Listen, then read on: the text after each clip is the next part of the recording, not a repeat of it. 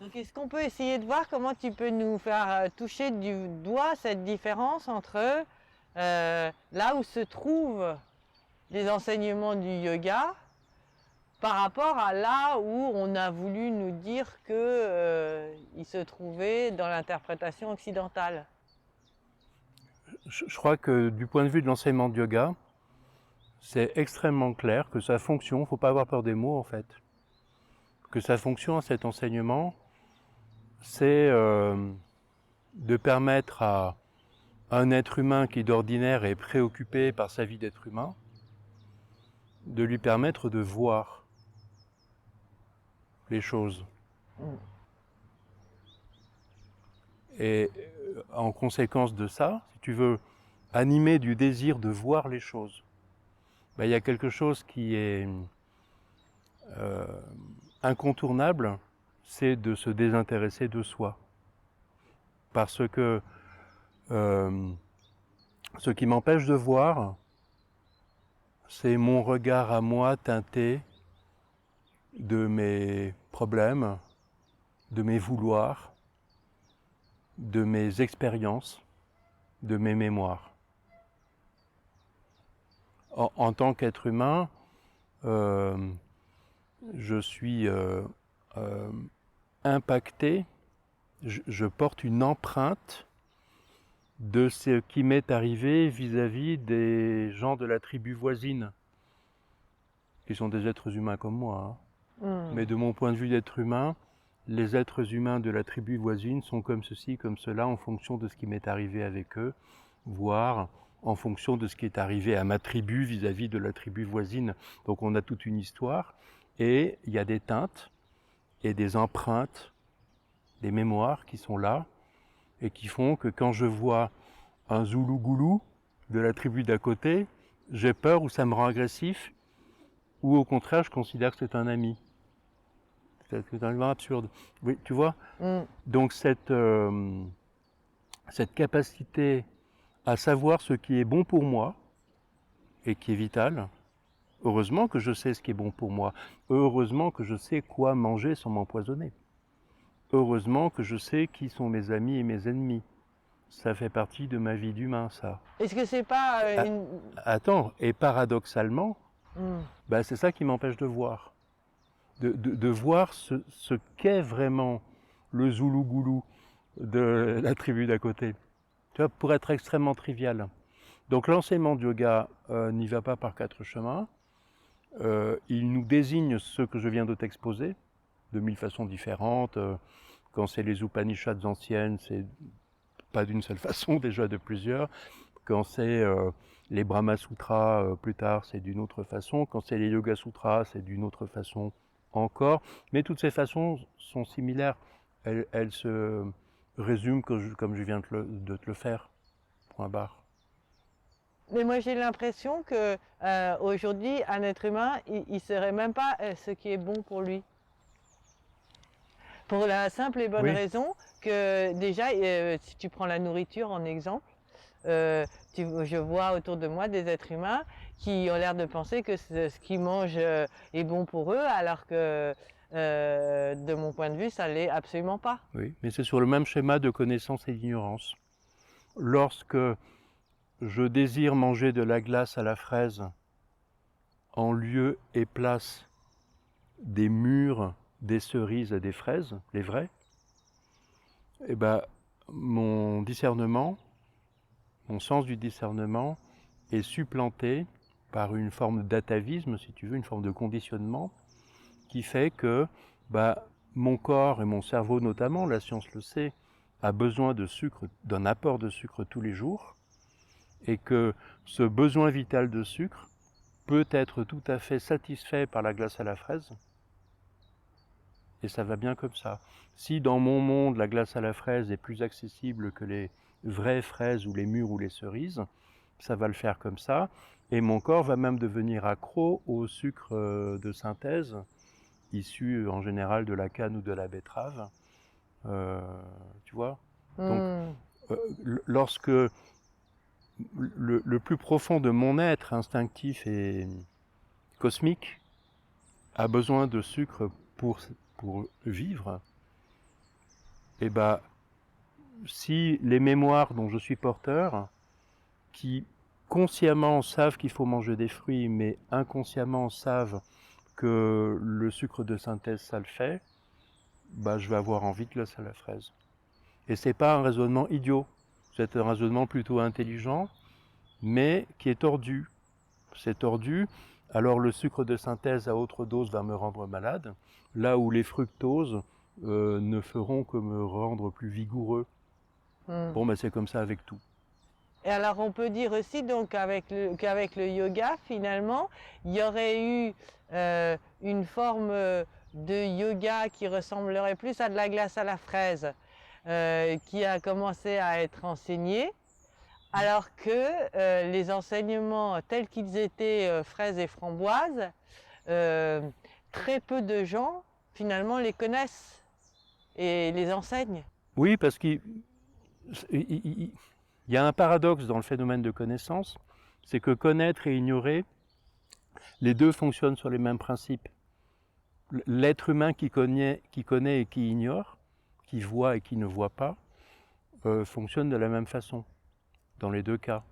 Lorsque je ne vois pas, c'est parce que je suis en adaptation à mes mémoires, et lorsque je vois, c'est parce que je suis en adaptation à ce qui advient. Avoue que c'est pas du tout la même chose. La question de la connaissance, c'est d'être dans une relation pleine et entière à ce qui advient. Point barre. Une ouverture du cœur, comme on pourrait dire, une écoute qui permet d'être avec ce qui advient. Alors que le fonctionnement ignorant me fait évaluer une situation en fonction de ce que je connais déjà, parce que consciemment et inconsciemment, parce que je l'ai dans le buffet sous forme de mémoire. Le fonctionnement ignorant n'est pas un fonctionnement absurde, il est même utile, et quelqu'un qui ne serait pas équipé de conditionnement bien structuré serait voué à mourir comme animal humain. Les animaux qui ne sont pas conditionnés comme il faut, ils ne savent pas survivre. Les humains qui ne sont pas conditionnés comme il faut, ils ne savent pas survivre non plus. Il y a un paradoxe. L'ignorance est super importante, elle nous permet de survivre comme animal, et notamment comme animal social. Pour avoir un boulot, il faut être complètement conditionné. Un bon employé de banque ignorerait tout du monde et appliquerait avec une bonne rigueur le code de je sais pas quoi bancaire. Vraiment typiquement du phénomène de l'ignorance. Mais si nous pouvions être connaissants à la fois, si cet employé de banque pouvait s'ouvrir à la réalité de celui qui advient dans une relation bancaire, si tu veux même, pour par exemple, un bon banquier devrait pouvoir voir qu'est-ce que tu veux comme business, est-ce que c'est OK, tu vois, et là rentre le jeu de la connaissance, du discernement et de la connaissance dans cet ordre-là. Donc il y a besoin de sortir de ces conditionnements, il y a besoin de les avoir, complètement paradoxal, et il y a besoin d'un champ large, tu vois, j'arrête pas de faire comme ça avec mes mains. Il y a besoin d'un champ large et vierge, large, le côté grand angle, où la rencontre puisse avoir lieu. Donc pour la compréhension des choses, de la vie, pour la compréhension des grands phénomènes politiques, mais pour la compréhension de la psychologie humaine, de la façon dont je suis avec ma compagne, par exemple, la façon dont nous sommes ensemble, n'est pas... Elle est interpersonnelle et égotique. On a le même paradoxe. C'est d'abord égotique, d'abord moi, puis l'autre, et peut-être un lieu qui nous est commun. Mais cette explication psychologique égotique et transpersonnelle, qui est un petit lieu, baigne quand même, en élargissant le champ, dans les conditions sociales, et qui font que nous ne pourrons pas être heureux si nous n'avons pas tel ou tel confort matériel ou telle dynamique de désir d'obtenir des choses, de créer ensemble. Il n'y a pas l'un sans l'autre. La connaissance est vraiment liée à la vie temporelle. Mais la connaissance est d'abord liée à la vie cosmique. Complètement paradoxal. Alors, L'enseignement, tu vois, l'enseignement de yoga, c'est ça. Après, il y a des pratiques qui sont censées favoriser ça. Des pratiques, 1000 pratiques. quand tu redis d'abord lié à la vie cosmique, qu'est-ce que tu veux dire par là? Eh bien, qu'il y a des lois de la vie de couple, surtout dans nos sociétés. Tu vois, il y a carrément des lois de la vie de couple. Il y a même des procès pour vie de couple. C'est un truc vraiment hallucinant. Qu'il puisse y avoir des lois de vie de couple internes au monde humain et qui ne sont pas toujours justes. Tu vois, les féministes, en ce moment, se plaignent beaucoup des abus de pouvoir de ce qu'elles appellent le patriarcat. Et avec raison. Et en disant, d'ailleurs, les féministes disent à leur façon, oui, ben, ces lois temporelles sont en contradiction avec les lois cosmiques, qui font qu'une femme et un homme pourraient être dans tel type de relation autre que ce qui est décrit dans les coutumes locales qui sont nommées patriarcat. Ça, c'est un simple exemple. Le cosmique, c'est l'attraction terrestre, par exemple, fait partie des grandes lois cosmiques. Et nier l'attraction terrestre, c'est se vouer à mal vivre. Mais les fructoses, qui nourrissent et amendent de leur énergie et de leur chimie aussi l'être humain, ces fructoses ne sont pas le sucre de synthèse. Et on confond, tu vois, donc il y a toujours cette question de champ. Est-ce que tu sais que le sanskrit, pour corps, dit champ? Chant comme un chant vibratoire? Oui, champ comme un champ, un espace ouvert, mais qui est le même mot que kshetra, qui désigne donc le champ, l'espace ouvert, mais qui désigne aussi le champ pour être cultivé, parce que mettre des plantes en culture ou des animaux en pâture, c'est dans un champ ouvert. Et le corps, on ne dit pas corps en sanskrit, on dit champ, kshetra. Tu vois, ça dénote quelque chose de cet enseignement de yoga qui est un regard très habile à géométrie variable et usant de ces différents des pouvoirs, hein, c'est nommé comme étant des puissances, des shaktis, ces différentes façons, ces différents points de vue, ces différents darshanas autour des objets du monde, c'est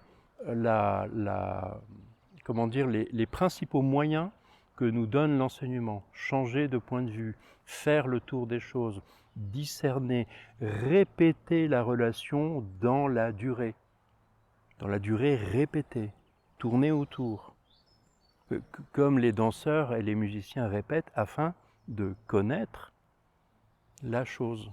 Donc l'enseignement de yoga, si tu veux, ne nous propose que ça. Mais dès que tu te livres à cette gymnastique, qui est une gymnastique finalement de l'être entier, eh bien, par phénomène de répétition du désir d'être avec, bah, ta relation elle va changer, ça va marcher. Ça marche l'enseignement de yoga, mais à condition d'être dans le bon film.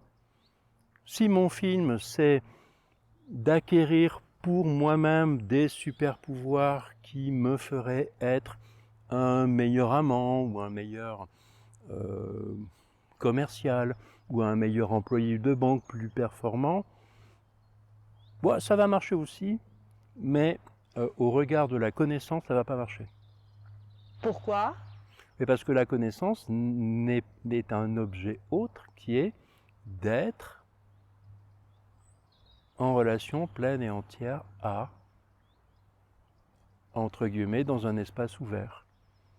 Donc si ma dynamique et mon vouloir sont égoïsto, si tu veux, égotiques, centrés, auto-centrés, pour obtenir des fruits pour moi. Bon, moi, ça va marcher. Parce que l'entraînement à obtenir des fruits pour soi-même est aussi un entraînement qui marche. Le sport, la musculation est là pour en témoigner, mais ce n'est pas l'enseignement de yoga. L'enseignement de yoga, sa particularité, c'est d'être dans un désir de connaître, complètement spécial, et comme on n'en a rien à foutre de connaître, ben on ignore, et on appelle yoga quelque chose de tout à fait égotique.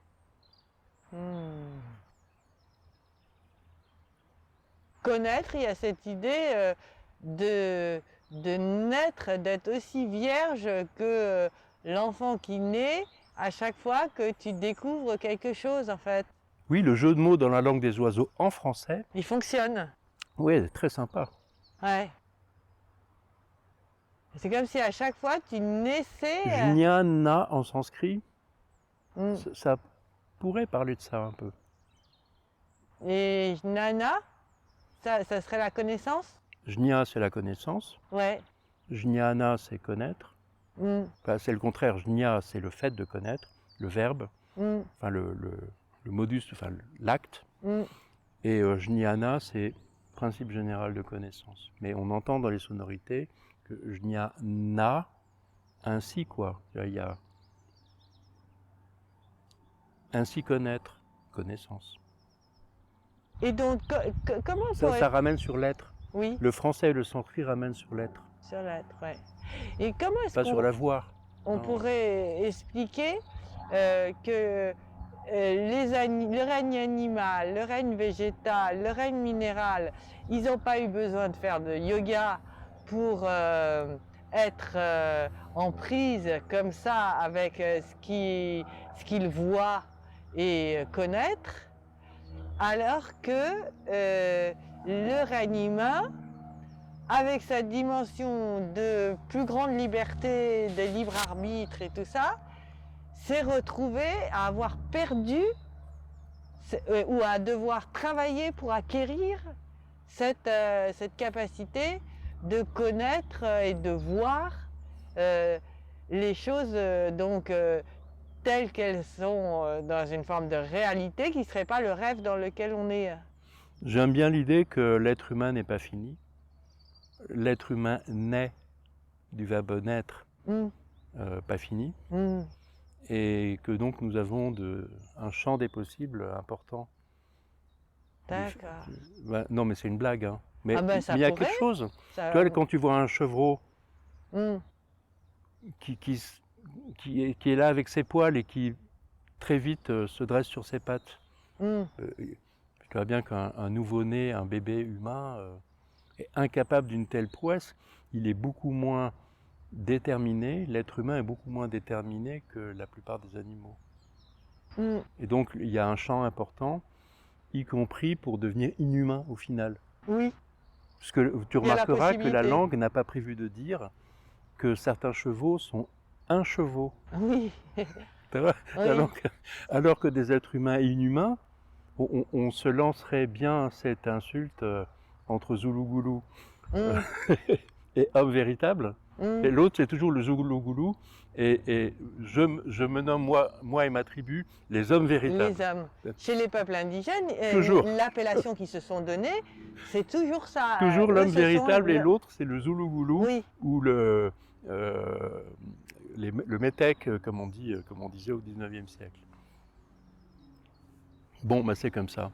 Moi, je trouve ça drôle et je trouve que je trouve ça sympa que les chevaux soient chevaux et ne puissent pas être un cheval, et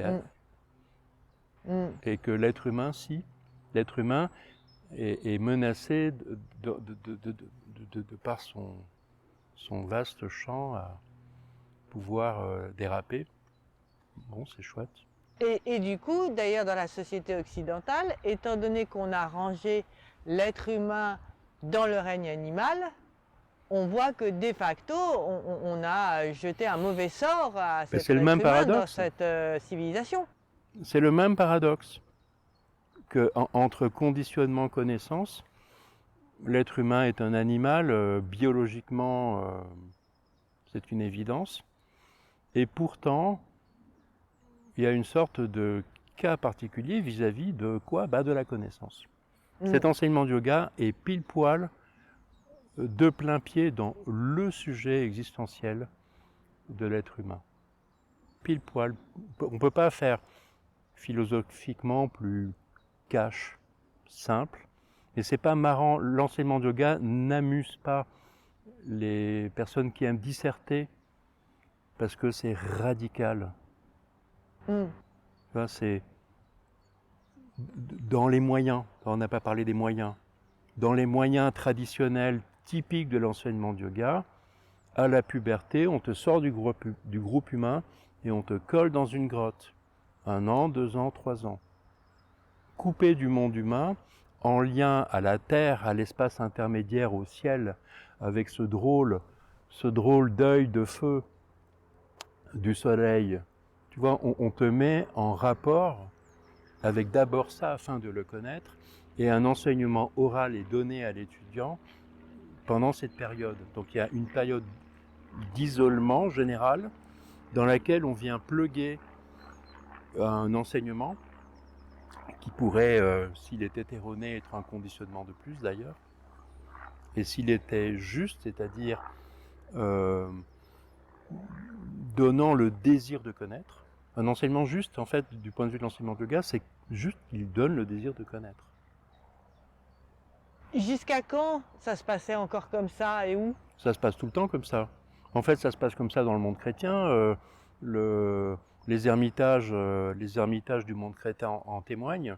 Ça se passe comme ça en Inde. Ça se passe comme ça dans les rituels initiatiques des chamans partout dans le monde. C'est universel, ça.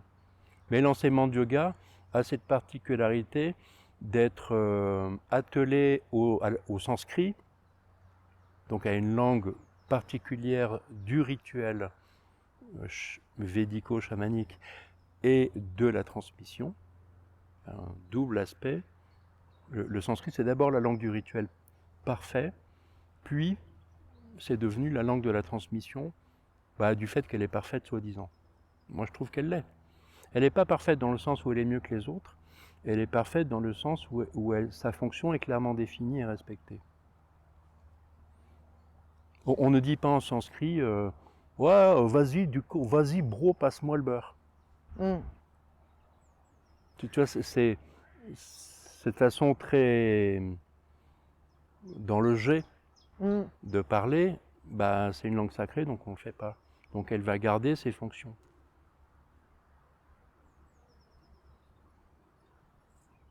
Mais c'est tout. C'est la seule particularité. Mais c'est une belle particularité. Parce que ça permet que soit transmis jusqu'à nous par le sanskrit quelque chose qui est tout le temps en train de partir en vrille. L'enseignement de la connaissance, qui est universel, est tout le temps en train de partir en vrille parce qu'on a besoin de se mesurer au Zulu-Goulou. C'est-à-dire à l'altérité. On a besoin de se lancer dans l'ignorance et dans la mesure égotique, dans la vie temporelle en fait. Mais tu vois, on a besoin de la vie temporelle. Ouais. Donc il n'est pas question de jeter la vie temporelle, il n'est pas question d'exterminer la vie temporelle, pas du tout. Il est question de s'en extraire le temps d'un enseignement, puis de revenir transformer par le deuxième acte le plus important, qui est le pèlerinage.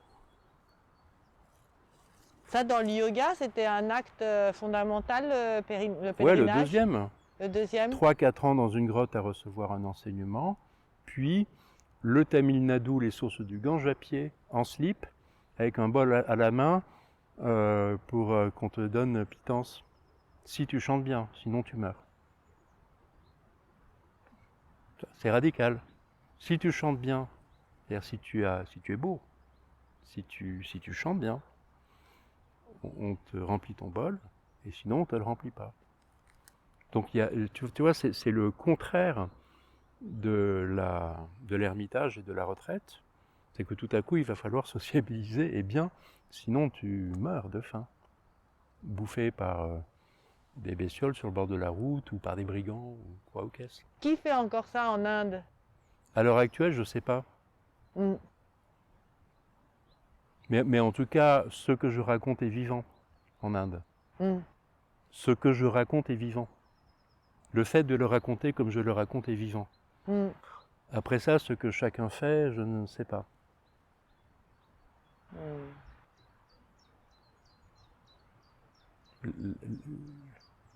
L'Inde est un pays de la planète Terre en 2023 qui fait partie des grands jeux de la mondialisation. Enfin bref. C'est très difficile de savoir ce qui se passe chez soi. En Inde, c'est vraiment très difficile. Est-ce que l'enseignement du yoga pourrait disparaître, selon toi? Non. Il n'a jamais disparu et il ne disparaîtra pas parce que le cosmos, pardon, ce que le sanskrit appelle dharma, que nous appelons cosmos, c'est plus ou moins la même chose. Dharma, c'est ce qui porte de l'intérieur, et cosmos, ça veut dire ce qui tourne. C'est marrant parce que samsara en sanskrit, c'est ce qui tourne. Mm. Donc tu vois, la traduction de cosmos en sanskrit, ce serait plutôt samsara. Mais le samsara est vu comme étant les cycles continus cosmiques. Mm. Et ce qu'il donne dans le concret, dans la vie temporelle. Mm. Ça on nomme samsara. On nomme samsara aussi bien la course cyclique des planètes que la course des jours et des nuits qui jamais ne s'arrête et qui toujours reproduit, jamais à l'identique, les mêmes choses. C'est le samsara. Et donc c'est vu, c'est assez teinté dans la culture indienne de négativité, d'un regard. Nous sommes entraînés dans les conditionnements, dans samsara, et donc ce serait plus cool d'être en lien à ce qui porte de dedans cela, qui est jugé plus bas, plus primordial, plus essentiel, plus à la racine, plus radical. C'est vraiment un truc de la radicalité dans le sens de racine, l'enseignement du yoga. Mm. Et c'est marrant, tu vois, pour continuer, parce que moi ça m'amuse beaucoup les mots. Bizarrement, chez nous, on parle de cosmos, qui veut dire samsara, et on parle de chaos, qui est un terme qui veut dire fracture. Donc nous, on a un couple d'opposés qui est ce qui tourne, c'est cool, fracture, c'est pas cool. Mm. Le sanskrit a un couple d'opposés, ce qui porte de l'intérieur, c'est vrai. Et ce qui tourne, c'est le monde manifesté. Mm. Tu vois, on pourrait traduire cosmos par dharma et chaos par samsara. Mais c'est pas juste. Il y a une différence de conception. Mm. Mais ce n'est pas l'Inde qui a une différence de conception. C'est à ce niveau du sanskrit, du désir absolu de connaître, on raconte les choses comme ça. Mais à un niveau religieux, que ce soit dans la Grèce antique, le monde romain ou le nôtre qui est issu du monde romain plutôt, on est dans du religieux et donc on nomme les choses de façon à ce que ça fasse religion, à ce que ça fasse société. Et donc on ne raconte pas la même chose aux gens pour en faire des êtres sociaux que pour en faire des êtres émancipés, connaissants. C'est pas le même discours. D'où le fait que le yoga est loin d'être une religion, au contraire. Le yoga est exactement l'inverse d'une religion, notamment en Inde. Notamment en Inde. Et notamment dans l'histoire de l'Inde.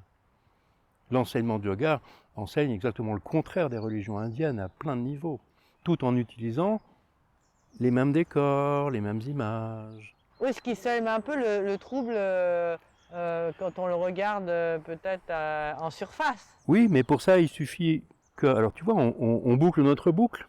Comment discerner? En répétant la rencontre et en contextualisant dans l'histoire, dans les champs larges, dans les longues durées, dans les différences, si tu veux, c'est marrant d'observer les différences entre j'allais dire les textes, mais c'est pas, moi je suis pas un type de livre, je suis pas un gars des livres, je suis un gars de l'oralité, je suis un gars de l'écoute, et j'apprends énormément en écoutant ce qu'il y a dans les fractures. Quelqu'un te dit un truc, tu vois, certains curés, comme je pourrais dire indiens, certains prêtres indiens, ça existe les prêtres en Inde. Certains prêtres indiens vont faire émerger une réalité, enfin tu vois, une parole, et tout à coup, le shivaïsme du Tamil Nadu raconte plus tout la même chose sur le même sujet, alors donc il y a une fracture, et dans l'écart entre ces deux expressions, eh ben, il y a tout un champ des possibles à découvrir. Moi, je travaille ça tout le temps, pour tout. J'écoute les infos à la radio, ça fait ça. Tu vois, ça fait des tissages, des tantras. Ça fait des tantras dans les écarts, dans les failles, en fait. Dans les contrastes. Mais parce que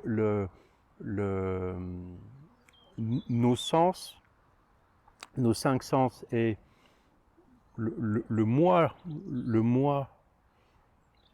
comme 6e sens, si tu veux, ne discerne que les contrastes. L'œil voit par contraste. L'œil voit les écarts de luminance entre ce que renvoient les choses, et donc je discerne, par exemple, je discerne très nettement tes cheveux, tellement ils ont une manière différente de renvoyer la lumière de ta peau éclairée. Tellement rien à voir que je vois très bien l'écart entre ta peau et tes cheveux. Je vois l'écart. Si ça renvoyait la même chose, je verrais une seule masse. Ben, on fonctionne complètement comme ça, pour tout. Et donc, il n'y a pas à ne pas aimer ou à nourrir une peur de nos fractures. C'est le champ de la connaissance s'ouvre dans la fracture, entre les polarités opposées. Lorsque l'enseignement de yoga devient non dualiste, c'est pour dire entre les polarités opposées, le bien et le mal par exemple, qui sont des idées conceptuelles, il n'existe pas en vérité le bien et le mal, mais il y a des idées conceptuelles qui existent, eh bien, vouloir le bien, c'est l'ignorance, vouloir le mal, évidemment aussi, mais personne ne veut le mal, tout le monde veut le bien. Les nazis veulent le bien, bien sûr, les nazis veulent le bien pour eux-mêmes et puis pour la planète, pour l'espèce humaine, mais tu vois, vouloir le bien sans aucun humour, ça vire au drame. Dès lors que le monde ne veut pas se plier à mon regard sur le bien, ça vire au drame et à ce qu'on appelle le mal, donc la polarité inverse. Et à ce qu'on appelle l'enseignement non duel de l'enseignement de yoga, c'est tout simplement de dire bah, les gens, regardez ce qu'il y a ailleurs, regardez le reste. Admettez qu'il y a ces polarités et qu'elles existent et qu'elles jouent, mais regardez tout le reste de l'espace à 4 dimensions. À 3 dimensions, plus le temps. Regardez, donc tournez, faites preuve d'habileté. D'où ces postures de yoga, c'est vachement marrant les postures de yoga. Les postures de yoga, c'est une façon de cultiver dans les muscles, les articulations, toute l'agilité dont on pourrait rêver dans le monde. C'est une bonne idée de le faire sous forme de gym. Mais ça ne marchera dans le monde qu'animé du désir de connaître. Une gym pratiquée dans un but, avoir un plus joli petit cul, ou de meilleures performances respiratoires pour courir plus vite, encore une fois, ça marche. Joli petit cul, meilleure performance respiratoire, ça marche, mais le champ de la connaissance n'est pas là. Et donc, il ne va pas être ouvert. Simplement parce que le désir n'est pas là. En revanche, Le désir. oui, En revanche, si respirer est animé de l'intention de nettoyer tout ce qui m'empêche de voir, parce que mes vitres Rien n'empêche de voir. les mémoires. Les mémoires, eh oui, mais il y a le paradoxe, les mémoires seront là. La question de voir, c'est ouais, je suis ignorant, et alors je vois. Ou pas.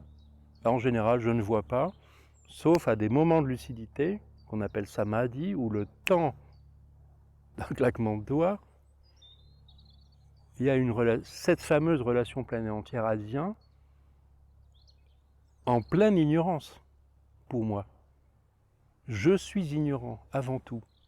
La connaissance, c'est seulement des flashs, durant lesquels le champ a été ouvert vraiment, la rencontre a eu lieu vraiment, et donc il y a une mémoire de cela qui est engrammée, qui est je peux continuer à visiter, un peu comme quelque chose qui aurait été enregistré sous forme des mémoires, hein, du coup, je peux continuer à visiter quelque chose qui est arrivé comme un bloc de connaissances. Mais ce faisant, c'est très intéressant de revisiter les mémoires, mais au risque de réalimenter l'ignorance, et c'est ce qui se passe en général. Donc tout ça est bon, le conditionnement est essentiel à la vie, sinon on meurt. Connaître et visiter les mémoires de connaissances, c'est intéressant, mais ça ne fait pas un désir de connaître encore. Donc il y a quelque chose de l'ordre du désir pur. Le désir de connaître est valorisé vraiment comme la chose ultime, parce qu'il sera toujours une possibilité de connaître encore, juste une fraction de seconde, dans un champ d'ignorance. L'ignorance est notre composition. Nous sommes ignorants. Mais un ignorant qui la tête dans le sable ignore n'est pas la même chose qu'un ignorant qui désire connaître. Le résultat est rien à voir. Le yoga est là donc pour accompagner les ignorants qui veulent connaître. L'enseignement de yoga, c'est une transmission orale telle, et il y a des moyens, dont les plus célèbres et je trouve les plus efficaces, les plus à la racine, c'est la retraite, c'est-à-dire cet isolement lié au silence et à l'absence de groupe. L'absence de groupe humain, l'absence de relations humaines favorise une vacuité qui n'est pas du tout agréable, qui fait super peur. Être isolé, c'est difficile, mais ça porte des fruits très intéressants en termes d'absence, si tu veux. C'est comme jeûner pour accueillir une plante. Oui. Afin de la connaître. Mm. Le jeûne est ce qu'il faut pratiquer pour accueillir une plante. Et la connaître. Jeûner en vivant au pied de cet arbre, pourquoi pas? En vivant un peu là-dedans. Il faut aller voir qu'il faut juste, je ne sais pas trop s'il est de la famille des ifs ou pas. Non. J'aimerais pas vivre avec un if parce que c'est pas une plante qui est bonne pour l'humain. Hein, c'est toxique pour nous. La toxicité de l'if est telle que les personnes qui travaillent le bois, l'if, en inhalant, finissent par s'empoisonner, rien qu'en inhalant la poussière. Enfin bref. Bon, il y a des choses à checker, tu vois, on ne fait pas alliance avec n'importe quoi. Mais une plante maîtresse, en fait, une plante réputée, et tu vois, le conditionnement, le savoir à sa place. Connaître l'ortie. Moi, j'ai fait ça avec l'ortie. Jeûner l'ortie, c'est-à-dire vivre dans mon sac de couchage au milieu des orties plusieurs jours. Qu'est-ce que tu fous au milieu des orties dans le sac de couchage? La nuit, tu dors. Bah, le jour, tu es assis. Isolé. Et après, tu finis par manger l'ortie. Ouais. Et il t'a quelque chose de l'ordre de la connaissance sur c'est ce qu'elle produit dans ton corps. Avec tout ça. Tu vois, Avec tout tout aurait ça. été nécessaire. Tout, Mm. tout aurait été nécessaire. J'ai pas eu cette idée tout seul, ça m'a été enseigné. Donc, on m'a dit, fais ça. Mm. Tout aura été nécessaire. Mm. Le désir, envisager la chose, la rêver, puis passer à l'acte. Et en fait, passer à l'acte, ça consiste à y aller avec son duvet, mais alors c'est quoi? T'es pas au bout de quelque chose, t'es au début d'une chose, mais la chose ne se passe pas. Parce qu'en fait, c'est juste chelou d'être au milieu des orties. Donc à aucun moment il y a d'orgasme qui te signalerait, tu vois, dans nos croyances. Il faudrait qu'il y ait une sorte de catharsis et waouh, j'ai vu la lumière. Tu vois, tout ça c'est des films. Mm. C'est pas comme ça que ça marche. Mm. Ça marche par apprivoisement. Mm. L'homme qui parlait à l'oreille des chevaux a vécu, il est cheval parce qu'il est beau, il est très cheval parce il vit avec eux depuis toujours et il les connaît. Mm. Voilà. L'enseignement de yoga propose ça. Mm. C'est inaudible. On n'a rien à foutre. Moi, je veux un beau petit cul, respirer mieux pour courir plus vite. Tu vois? Donc, Non, mais l'un n'empêche pas l'autre. Tout à fait. Ah non, mais ça en plus, vraiment. Mais par contre, là où nos désirs se réalisent. Et quand nos désirs sont des vouloirs, les vouloirs se réalisent et occupent toute la place du champ, il n'y a plus de... Il faudrait composer. Mais pourtant, il y a ce vouloir de connaître, il est très fort. C'est un Ben, vouloir. le vouloir va pas faire un champ ouvert. Et c'est pour ça que je fais exprès de jouer avec deux mots. Mm. Du coup, ça me permet de charger le mot désir d'un absolu et de ramener tous les faux désirs au mot vouloir.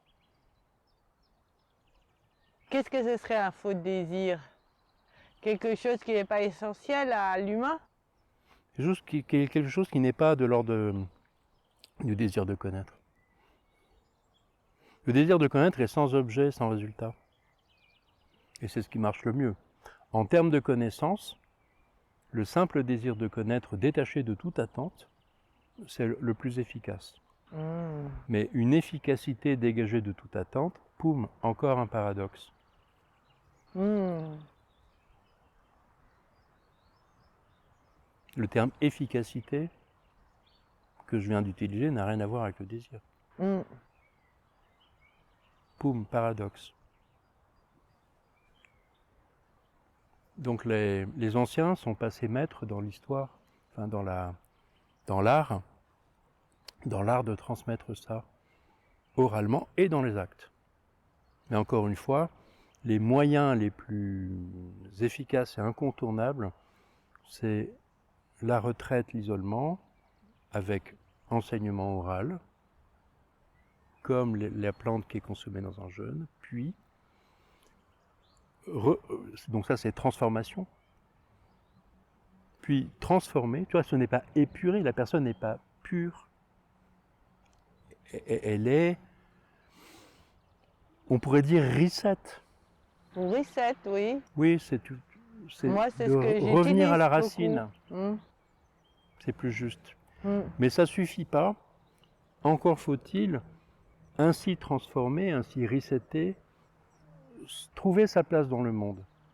Donc là, symboliquement, c'est le pèlerinage qui fait le job. Et tout ça, c'est symbolique. On n'est pas obligé, stricto sensu, de se mettre automatiquement dans une grotte 4 ans et de pèleriner 2000 km pieds nus en slip automatiquement. Mais par contre, d'être au clair avec cette mécanique, au clair avec ce fonctionnement de l'être humain et du monde, ça aide pour bien s'orienter. Est-ce que notre vie pourrait être un pèlerinage? Oui, moi, personnellement, j'ai fini par comprendre que de toute façon, toutes les façons de vivre sont un pèlerinage, mais personnellement, dans mon cas, j'ai fini par repérer, pour mon cas, en quoi enfin, quels éléments de ma biographie étaient de l'ordre du pèlerinage. Enfin, par exemple, j'ai été journaliste pendant 20 ans, photographe puis journaliste. Dans mon cas, j'en avais rien à foutre du journalisme. D'ailleurs, je ne voulais pas de ce statut. J'en voulais pas, j'étais intermittent du spectacle. Donc, si tu veux, dans mon vouloir, je n'étais pas dans le vouloir journaliste. Absolument pas. J'ai utilisé ces opportunités de voyage pour nourrir un désir de connaître. Clairement. Rien à foutre du reste. Ce qui d'ailleurs m'a valu beaucoup de problèmes professionnels. Parce que tu n'es pas là pour kiffer de connaître des trucs. Tu vois, je ne suis pas la grenouille à grande bouche.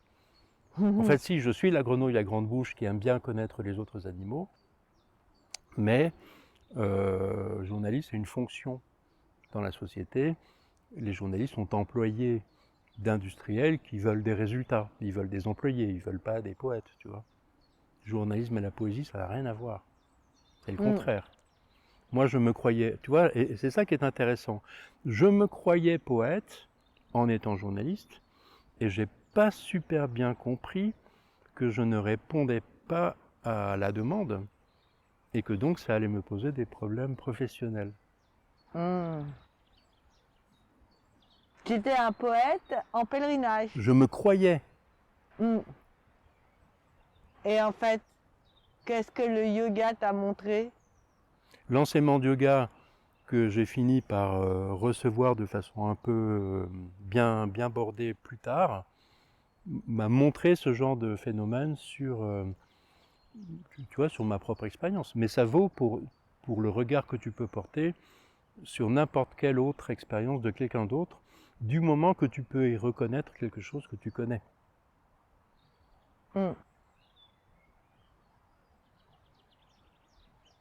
Donc il est plus difficile de pouvoir voir et connaître quand on est immergé dans quelque chose de très tumultueux que quand on est en retraite ou en jeûne.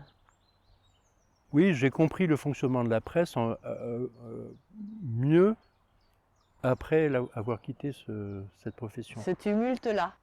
Oui, le nez dedans a engrangé de l'expérience. Je pense que j'étais en beaucoup plus grande difficulté qu'aujourd'hui pour voir.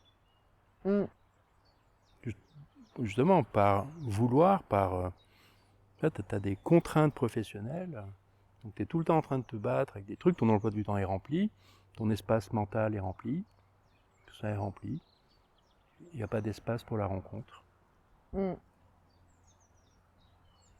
Il y a besoin de se retirer, se poser et de voir dans un espace ouvert.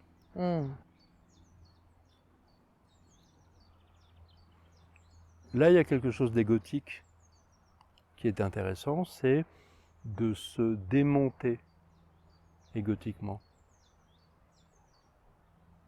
Il y a une sorte de démontage de ses propres rouages qui, là, peut être égotiquement intéressant parce que les rouages qui m'animent sont les universels. Il y a une façon, tu vois... Est-ce que le yoga t'indique comment te démonter de tes propres rouages? Beaucoup.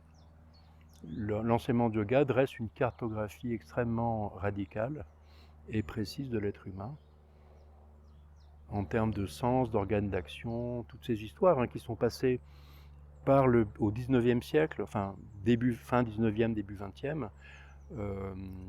Une bonne part des Samkhya-Karika de l'enseignement de yoga est passée par la psychologie.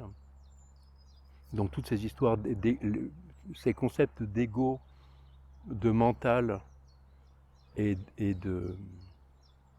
On n'a pas remplacé le mot âme. Le mot âme, on l'a conservé du christianisme en changeant son sens. Mais tout ça vient de l'enseignement du yoga. Âme en sanskrit, tu dirais Atman? Oui, mais à condition de bien entendre la même chose. Atman en sanskrit, c'est une part divine qui ne m'appartient absolument pas et qui pourtant est en mon centre. Mm. Donc dans le monde chrétien, c'est pareil. L'âme, c'est l'expression divine en moi qui n'est pas moi. Mais dans l'usage, tu vois, là, et là on retrouve, y compris dans le français et le christianisme, les écarts entre ce qui est fondamental, radical, et ce qui est religieux. C'est que quand on pense que mon âme va aller au paradis, mon âme déjà, ça veut rien dire, Mm. parce que par définition l'âme n'est pas moi, et encore moins ne m'appartient.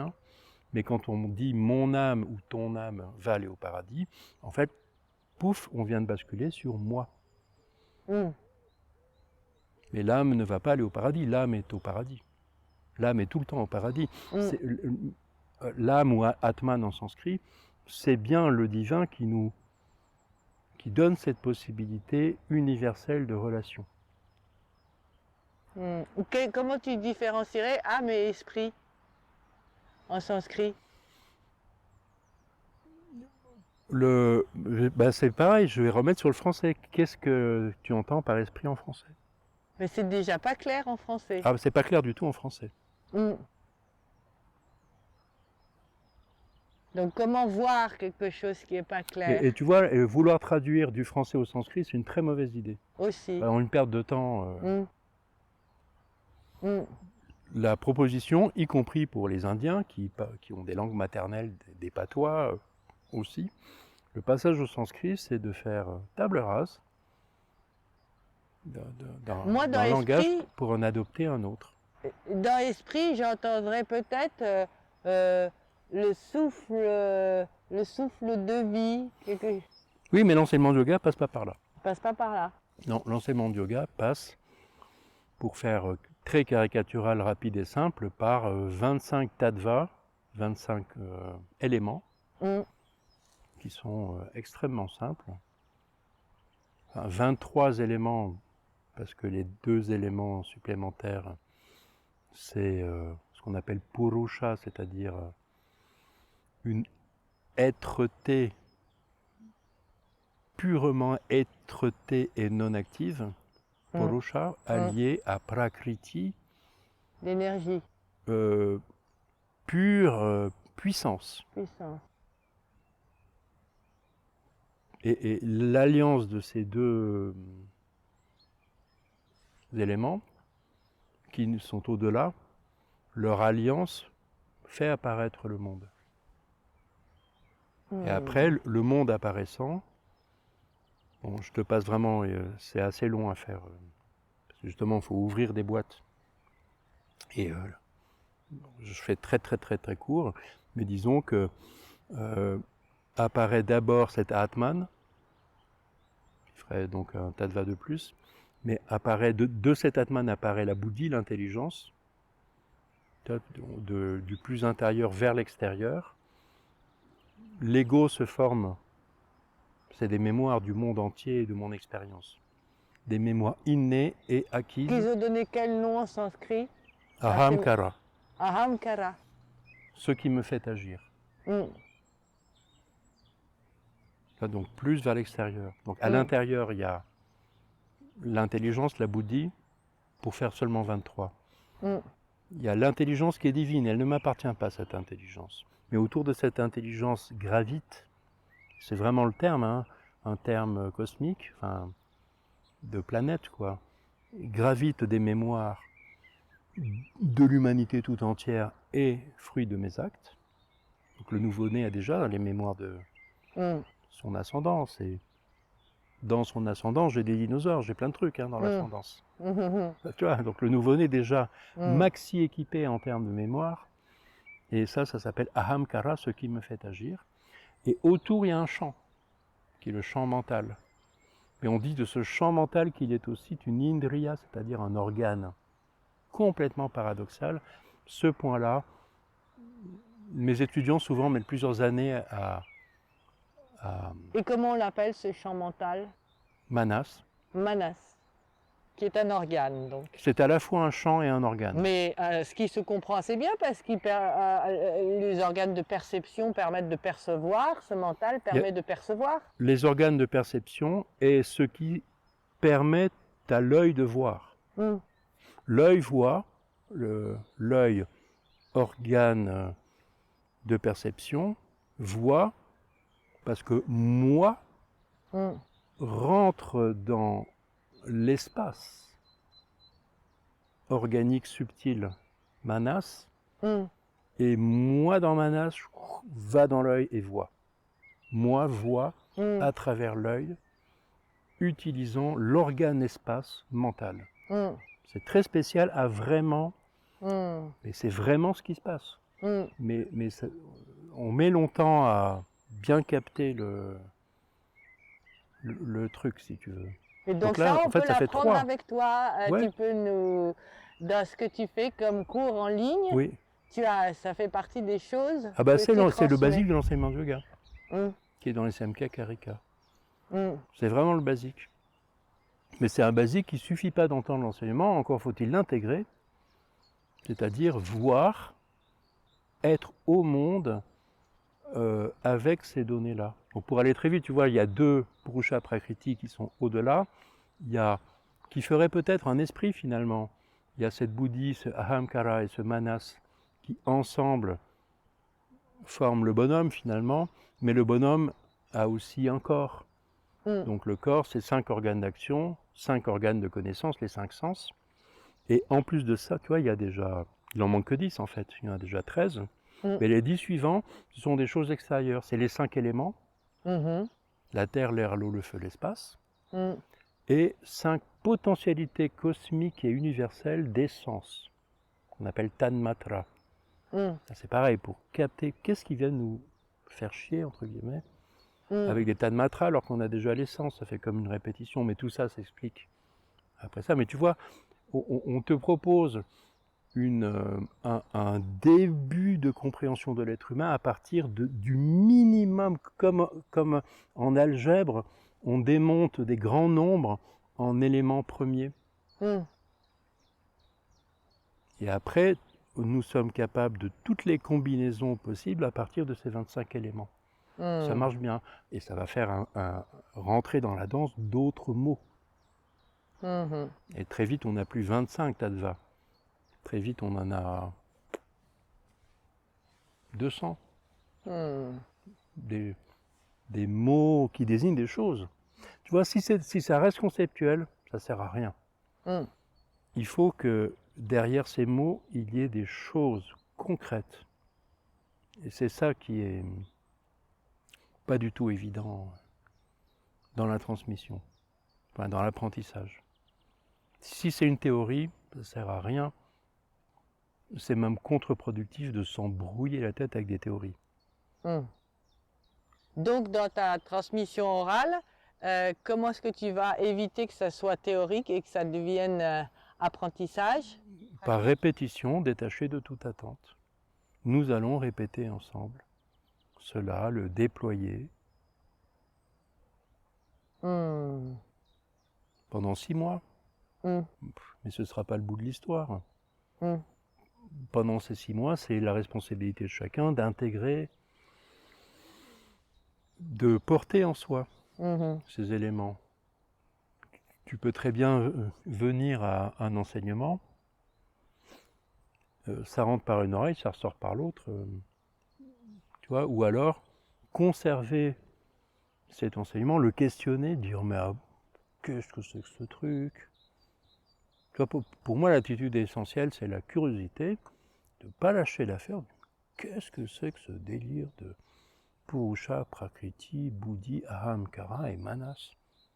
Mais ben, il faut voir, quoi. Donc ça demande beaucoup de temps de mettre ça en pratique. Et ça marche parce que là, j'ai le droit de dire que c'est millénaire, enfin, que c'est multimillénaire et universel comme enseignement. Et pourquoi, donc pour retomber sur nos pattes et finir, pourquoi je ne suis pas du tout inquiet pour cet enseignement, c'est qu'il est porté dans les astres et dans les choses. Ce n'est qu'une lecture de ce qui est.